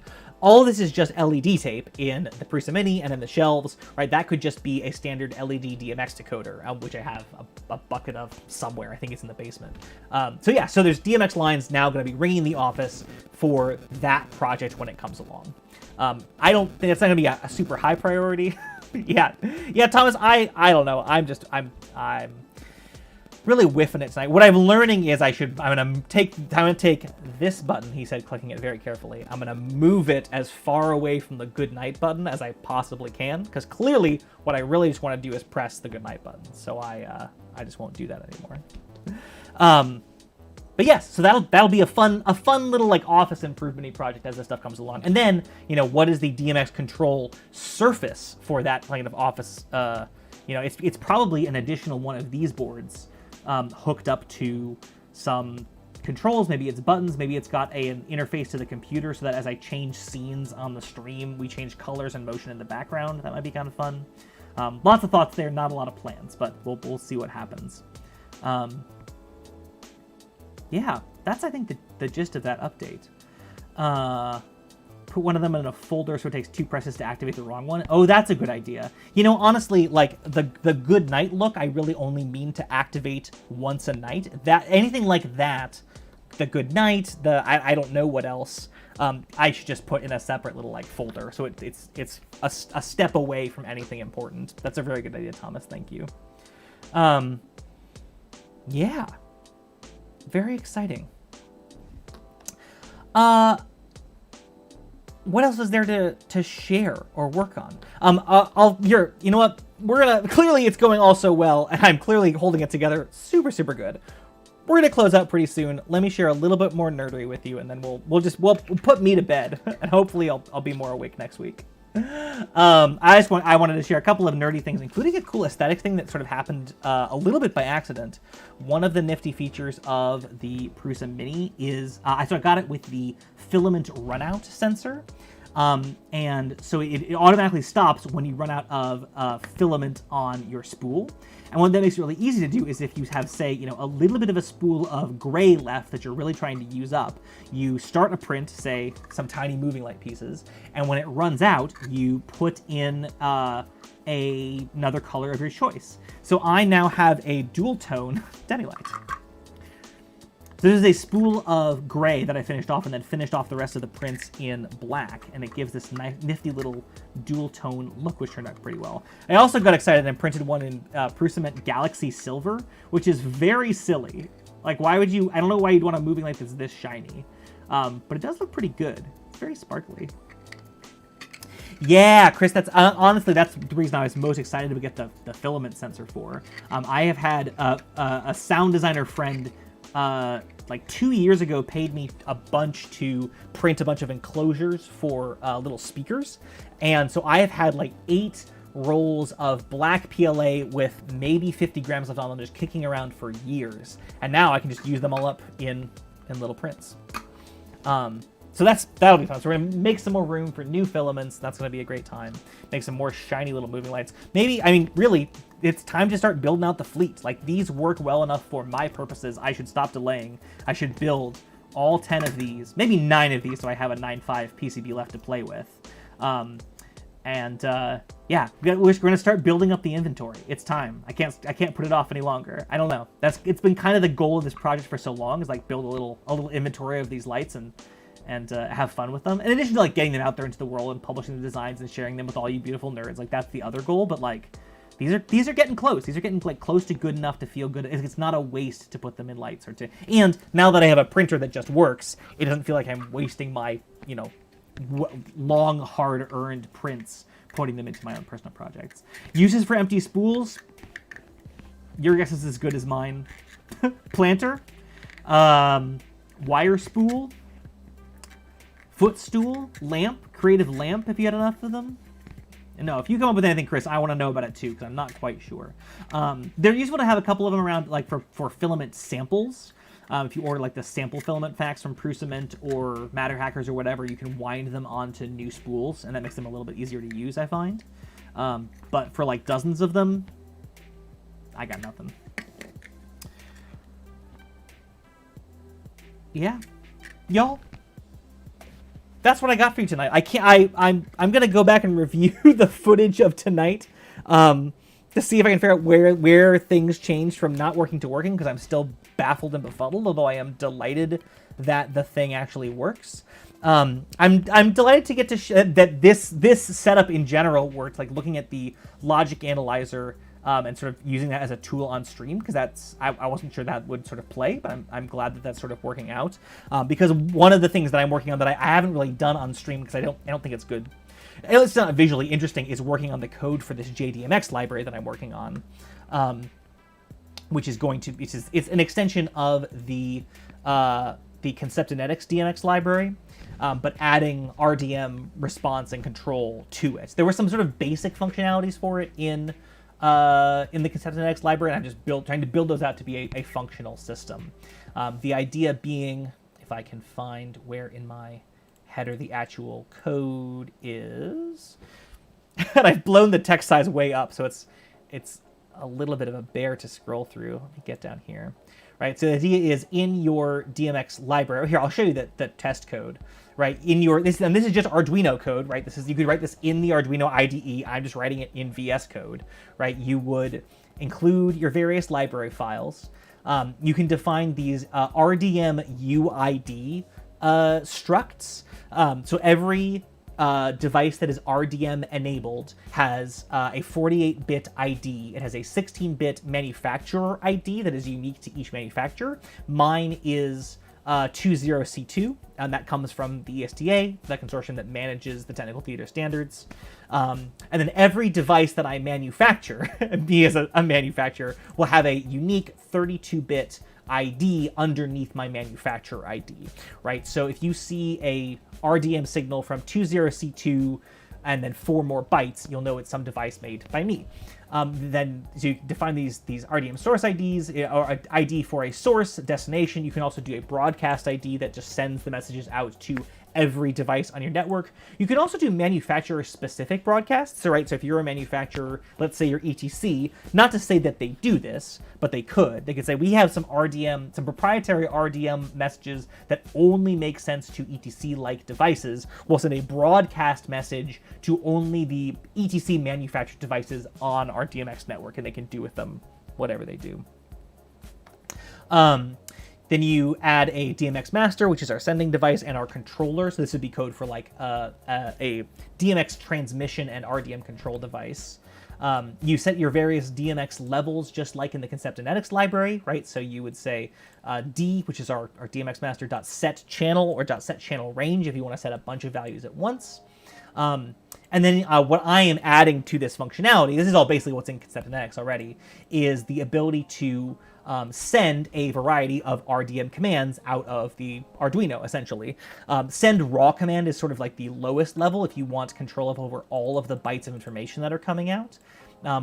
But if we look at, well, someday there'll be documentation, but for now, if we just take a peek at the code, right, we can say things like send a raw command. You can literally set what each of the bytes of an RDM packet do. Set your command code, set your message ID, your data length, sub-device if you have a device, a response device with sub-devices in it, so on and so on. But the goal is to encapsulate all of that functionality into some higher level commands so that you don't have to like figure out what all that information is. You could just say, you know, send discover unique branch, or you know, send set address command, and that will populate, you know, basically all of this raw command data for you. It's not implemented yet, but it would look something like r.set, let's see, set address, send it to a specific destination ID that we discovered earlier, right? So we'll pick one of our RDM UIDs. We'll pretend this is some device on the network that we discovered earlier. We'll send it to that destination, and we'll send it to address 100. And then that command would take care of all of the process of sending the when the next DMX packet is done being sent. It will queue up and then send an RDM message which sets, in theory, the object at this destination address to DMX address 100. It then waits the appropriate amount of time, I think it's up to 3 milliseconds, for a response from the device, confirming that it has in fact changed its address. And then there's some configuration options for if it doesn't receive that response, what to do. Do you retry once, twice, 3 times, 10 times, not at all? How do you report that to the user who's writing this end user Arduino code, and so on? The idea is to make a pretty friendly RDM library for Arduino so that you can plonk, you know, a basic old DMX shield or something as complicated as a Demilight board into your system and just start like configuring your system using an Arduino. That's the goal. And like I say, that the process of like writing and debugging this code is like not a particularly streamable thing. And this is like, and maybe it is, but like I stream here to y'all on YouTube because I think it's good to do like bite-sized, visually interesting, sometimes flammable things as like a Sunday evening project. If I were someone who was going to like turn on Twitch, you know, 4 hours a day and just kind of be around whenever, which might also be kind of fun, that's the environment for like, I'm going to just like type and debug some code and people can pop in, pop out, and vibe. But I want to make these sites a little bit more project-oriented. So that stuff's taking place in the background, but it's coming along quite well. I have a weird issue happening with the response code coming back from the devices. I'm not quite sure what's going on, but maybe I just need to say that it's not going to work, and then, much like tonight, it'll just work by magic. Yeah. It's gonna bug me, y'all. I'm happy it works. I'm sad I don't know why it didn't. But sometimes we don't get to know these things. We just have to celebrate our successes where we can get them. Let's call it there, y'all. Let's not count our chickens. Let's just call it. Thanks for hanging out with me here on this Sunday night. It's a pleasure. I hope you're all staying warm and safe and healthy out there. I'll be back next Sunday night. I think I mentioned this last week and earlier tonight. In fact, I'm going back to work full-time on-site starting tomorrow, which is a great sign for us here in Chicago. Things are going pretty well, so that's great. What that means for what the structure of these Sunday nights is going forward, I don't know. I had been trying to do like a more structured class and then a Demilight thing every other week. Last time we returned to work full-time, that took a lot of energy out of me, so that required some shifting week to week. But, I mean, it's not like I announced the plan for these nights more than like a day in advance anyway, so if you subscribe and ring that bell and hit like, YouTube, then you'll see what the topic is, 24 hours in advance. And if you want to stop by and see what it is, awesome. It'll probably be more Demilight oriented stuff in general, honestly, because this is stuff that I come up with an idea and I'm like, oh, we should work on that, and then we just plunk it down and we just see what happens, which I feel pretty good about. So yeah, so like, subscribe, ring bell, stay happy, stay healthy, wash hands, wear a mask, drink water, get sleep, be good to each other. Y'all are wonderful nerds. Thank you again, as always, for hanging out with me here on these Sunday nights. It's a real pleasure. And now, with great care and precision, I'm going to press a button that I've pressed many times tonight, but this time I mean it. It's the good night button. We'll see a transition. It'll go to good night. It should mute my microphone, although if it doesn't this time, I will be very, very grumpy. Don't wash stranger hands. Wash your hands, Chris. Yeah. Man. It's all gone so well tonight. Be good to each other. We'll have it next week. Tight like a razor. Clean, precise. It'll be great.